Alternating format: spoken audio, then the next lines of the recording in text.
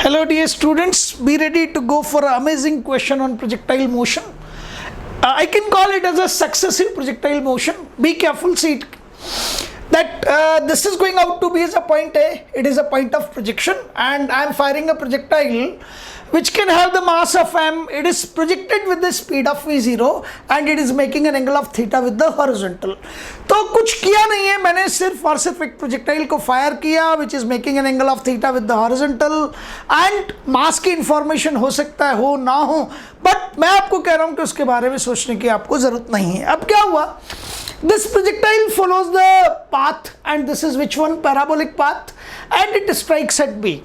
Agreed? अब B पर ये बाउंस बैक करता है. अभी तक तो हम सिर्फ A से B को स्टडी करते थे, है ना भाई, A से B तक क्या होना है, टाइम ऑफ फ्लाइट क्या है, मैक्सिमम हाइट अचीव्ड क्या है, ठीक है, रेंज क्या है, यही हम सब लोग पढ़ा करते थे. लेकिन अब क्या हुआ कि ये B पे स्ट्राइक करता है और B पे स्ट्राइक करने के बाद में बाउंस बैक करता है and because of that bouncing back ये फिर से एक प्रोजेक्टाइल मोशन को ट्रेवल करता है B to C. Is that clear? फिर C पे स्ट्राइक करता है, फिर बाउंस बैक करता है, फिर C to D motion travel करता है और कंटिन्यूअसली ये ट्रेवल करता हुआ चला जाता है. So how many parabolas are formed I am not known. मुझे मालूम नहीं है कि कितने पैराबोलास फॉर्म हुए, लेकिन ये पैराबोलास कंटिन्यूअसली फॉर्म हो रहे हैं. और जब ये प्रोजेक्टाइल स्टॉप आउट हो जाता है तो आपसे पूछा गया है that you will have to calculate the time after which the projectile comes to rest. कितनी देर बाद ये प्रोजेक्टाइल रेस्ट पर आ जाएगा. तो इनिशियल जर्क देता है इस तरह के क्वेश्चन की, यदि प्रैक्टिस नहीं है तो थोड़ी सी प्रॉब्लम क्रिएट हो सकती है. और जो चीज़ आपको दी हुई है दैट जो ये सरफेस है जहां से ये बाउंस बैक करता है, surface from where bouncing back, उसके और प्रोजेक्टाइल पार्टिकल के बीच का कोफिशिएंट ऑफ रेस्टिट्यूशन वो कितना दे रखा है, ई दे रखा है. अब coefficient of restitution during collision आप पढ़ते हैं, कोफिशिएंट ऑफ रेस्टिट्यूशन की जो मैक्सिमम वैल्यू हो सकती है that can be equals to what, that can be equals to 1 or normally it will be lesser than 1 there. Agreed? ये सबको पता है आप लोगों को, but just for the sake of information मैंने लिख दिया, ठीक है. अब मैं कह रहा हूं यहां पे कि इस पूरे के पूरे फिगर को देख के जो अच्छा बच्चा है वो डिसीजन लेता है sir E is less than 1. क्यों? क्योंकि यदि E इक्वल्स टू 1 होता तो लॉस ऑफ काइनेटिक एनर्जी नहीं होता और same projectile same parabolic path repeat होता रहता. बिकॉज हम जो मोशन कर रहे हैं इट इज अंडर ग्रेविटी, और ग्रेविटी क्या है, आपका कंजर्वेटिव फोर्स है, तो लॉस होना नहीं था किसी भी हालत में. समझ गए आप मेरी बात को? मीन इस समय आपके पास में जो ई का वैल्यू है दैट इज लेस देन 1. क्या पूछा है? Total time after which the projectile will comes to rest. अच्छा कंसेप्ट समझिए यार, इधर देखिएगा सबके सब, ये जो चीज है ना इस समय बहुत इंपॉर्टेंट है. तो मैंने V0 को जस्ट 2 कंपोनेंट्स में डिवाइड किया. This is known to be as horizontal component. इधर देखिए, ये मेरा हॉरिजॉन्टल कंपोनेंट है जिसे आप देख रहे हैं. So this is horizontal component और ये आपके पास वर्टिकल कंपोनेंट है.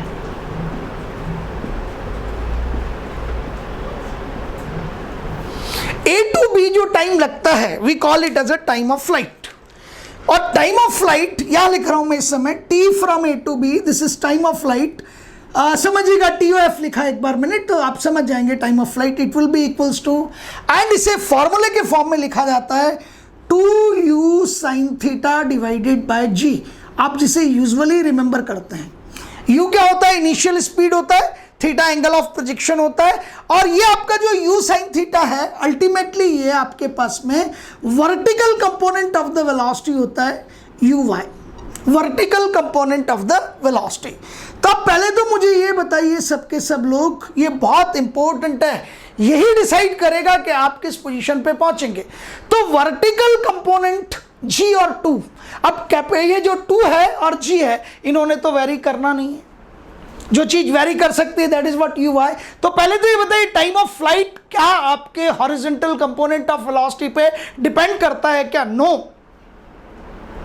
ये याद रखना, टाइम ऑफ फ्लाइट ना तो इनिशियल वेलोसिटी पे डिपेंड करता है, time of flight horizontal component of velocity पे भी डिपेंड नहीं करता है. टाइम ऑफ फ्लाइट सिर्फ और सिर्फ वर्टिकल कंपोनेंट ऑफ वेलोसिटी पे डिपेंड करता है. सपोज मैंने किसी प्रोजेक्टाइल को फायर किया u1 वेलोसिटी से एंगल θ1 लेकर, और ये u1 sin θ1 क्या चीज है आपके पास में, vertical component of the velocity है।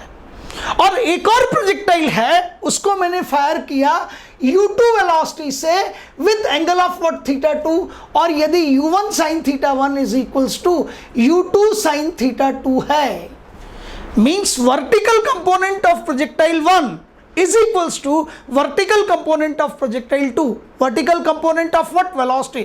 यदि दोनों इक्वल हैं तो भले उनके फायरिंग एंगल डिफरेंट हैं, भले उनकी फायरिंग स्पीड डिफरेंट है, लेकिन उनका टाइम ऑफ फ्लाइट सेम आएगा। हाँ बिल्कुल ठीक, ये खोपड़ी में घुस जानी चाहिए ये बात। तो मेरे ख्याल से सबको क्लियर हो गई है, तो मैं इसको यहाँ से अभी हटा देता हूँ। अब मुझे ये क्लियर हो गया तो एक कंसेप्ट और मैं आपको बता देता हूँ और आपका काम जो है बहुत आसानी से हो जाएगा। तो मैंने आपसे कहा कि कंसेप्ट छोटा सा है, यदि हम स्ट्राइक करते हैं v स्पीड से, so we are striking the floor with the speed of v, so I am striking the floor with the speed of what v। तो कोफिशिएंट ऑफ रेस्टिट्यूशन यदि e है तो after impact, after collision I will come back with the speed of what e into v, agreed. और e चूंकि less than 1 है तो आपका e into v less than v होगा। तो जिस हाइट से हम फॉलोअप कर रहे हैं उस हाइट तक हम रीच आउट नहीं कर पाएंगे, बिकॉज पहले हम मोर वेलोसिटी से गए थे, अब हम लेस वेलोसिटी से जा रहे हैं, बिकॉज ऑफ द फैक्ट कि e क्या है आपके पास में, लेस देन 1 है। तो if you are striking vertically downwards with the speed of v, you will return back with the speed of what, e into v। ये क्लियर हो गया। ये भी क्लियर हो गया कि everything is dependent on to which component, everything is dependent on to the vertical component. ये मुझे पता नहीं है कि इस तरह के कितने ब्लॉक्स बनेंगे, बट मुझे पता है ना कि 1 2 3 4 5 6, इट कैन बी इनफाइनाइट, और मैं इनफाइनाइट की तरफ बढ़ जाऊंगा। तो चलिए, time from A to B, smart hard work सिखा रहा हूं आपको। तो ए टू बी का मतलब time of flight, first part का। तो टाइम ऑफ फ्लाइट का मतलब twice of vertical component divided by G, 2uy by G. इस समय हमने स्ट्राइक किससे किया, जल्दी से बोलिए, वापस आए, स्ट्राइक किया uy से b पर, यूं करके, ये uy है, समझिएगा इसको, यूं आए। और इस समय जो स्ट्राइक किया वो किस वेलोसिटी से किया, u सबस्क्रिप्ट y से। तो जब मैं रिटर्न बैक करूंगा तो किस वेलोसिटी से करूंगा, किस स्पीड से करूंगा, e इंटू यू आई। बहुत छोटा सा काम है, समझ के होंगे आप। uy से स्ट्राइक किया, वापस किससे गए, e इंटू यू आई से। तो अब चलो b to c, so time from b to c that is t2, twice of 2 vertical velocity e into you i, e into you i. Is that clear. जब हम e into you I से strike करेंगे तो किससे वापस जाएंगे, वापस जाएंगे e इंटू यू आई। तो c पर हमने स्ट्राइक किया, ध्यान से देखिएगा, c पर हमने स्ट्राइक किया e इंटू यू आई से, और c से हम रिटर्न बैक हुए, that will be e into E U I, agreed, समझ आ गया। b पर uy से स्ट्राइक किया, return back e into you I से। c पर e इंटू यू आई से स्ट्राइक किया, return back e into you i.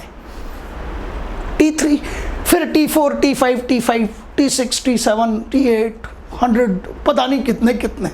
Is that clear, मालूम नहीं है ना, तो up to what, infinite. So total time taken will be t1, t2, t3, t4, t5, 7, 10, millions up to what, infinite. So it is up to infinite, agreed। अच्छा, values put up कीजिए, smart hard work कीजिएगा। 2uy by जी यहाँ रहा, ये रहा 2uy by जी, ये रहा 2uy by जी, ये रहा आपके पास में 2uy बाय जी। तो क्या कॉमन आ गया, 2uy by ji, 1 e into e square and so on continuously up to what, up to infinite। ठीक है यार, it is a geometrical progression with common ratio e and first term 1। तो आप इसका सम कर दीजिए, ठीक है, बहुत साधारण सा फॉर्मूला है, मैंने सारी चीजें सिखाई है आपको, यहाँ कुछ भी नहीं छोड़ा। तो it is a geometrical progression, infinite geometrical progression, sum is a upon 1 minus r, first term is 1, common ratio is this by this e, this by this e, so common ratio is what? E. It is 2 uy by g into a. A means 1 upon 1 minus r, 1 minus a. Place the value of ui. Ui will be equals to what? Ui will be equals to v0 sin theta. So the total time will be 2 v0 sin theta divided by g into 1 minus a. So your answer will be ultimately 2 ui, that is v0 sin theta, then it is g divided by 1 minus e. Agreed? एक काम करना, ई की value 1 रख के देखना, ई की value 1 रखते यहाँ क्या आएगा? 0, और 0 से डिवाइड करोगे तो इनफाइनाइट। क्यों हुआ ऐसा? अरे यार ई की वैल्यू आपने 1 रख दी ना, तो यही प्रोजेक्टाइल, यही पार्ट, यही पैराबोला कंटिन्यूअसली रिपीट होगा and your projectile will never come to rest.